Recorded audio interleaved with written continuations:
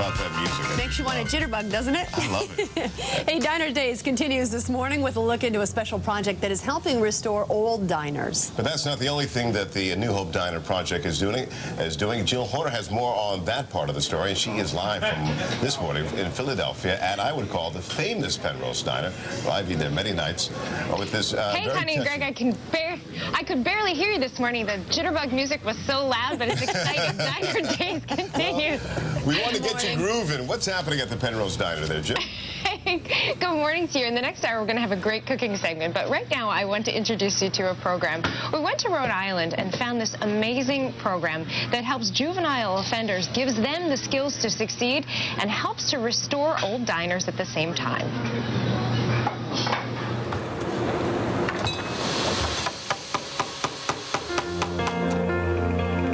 Just to know that I was a part of it. I'm trying to help my community now instead of hurting it. You have some kids who are coming from, let's be honest, not the best backgrounds. This isn't my first time here, and so it was like this time when I came back, I was like, all right, something's got to change. It's Hickey's Diner. It came from Taunton, Massachusetts, and Hickey's was from 1947 until I think the early 90s. The New Hope Diner project is a public-private collaboration to provide an opportunity to teach historic restoration and culinary arts skills through the restoration of vintage American diners. Everybody has to work together in this project. If you don't, nothing will get done. Behind the fences at the Rhode Island Training School, old diners and the kids that work on them are getting a new lease on life. To be able to say that you actually took part in rebuilding a diner, and that it was, when it gets done, that you actually was like, you can be like, I rebuilt that. Something that America cares about so deeply, that has been let go, is being brought back by a population that society would say that has been forgotten about.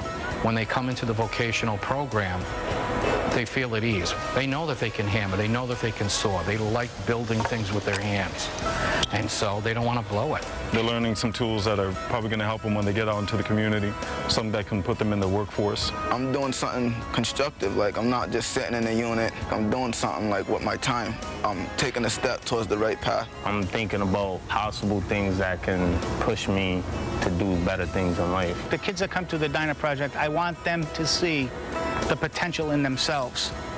I want them to know that they do have what it takes to be a success. It's gonna mean a lot to me, because like I took part in it. I'll feel like an owner of it. I'll feel like I actually own the diner. It'll be a good experience. Tell the people that work there that I built it. You think about how your life got taken apart. You come in here, if old things could come apart and go back together, you think about putting your life back together. It is an amazing program, and obviously because they are juvenile offenders, we could not show you their faces because after they're released, they want to start their lives over again. They really feel like this program, Connie and Greg, is going to help them do that. Now, after the diner is restored, a local restaurant in Providence, Angelo's, is actually going to manage it and then give these kids the opportunity to work there, to actually improve their skills. They also get a culinary certificate, so these kids have a lot going for them once they are released. And just to let you know, this program does not cost the state of Rhode Island any additional money. It's funded through actually coffee roasting, so it ties right back into the diners. They sell coffee. You can find out more about that on our website, which goes right back into this program, so these kids get the job skills they need to succeed. In the next hour, we'll have more on Diner Days. We'll show you one of your favorite diner meals. We'll have more in the next hour. Back to you. That's really good. And you know, it's such a good point, Jill, that you pointed out that these kids are getting a second chance to learn the trade and give back to their community. Restoring the past and building the future. Very cool. Thanks, Jill. See you in about half an hour or so.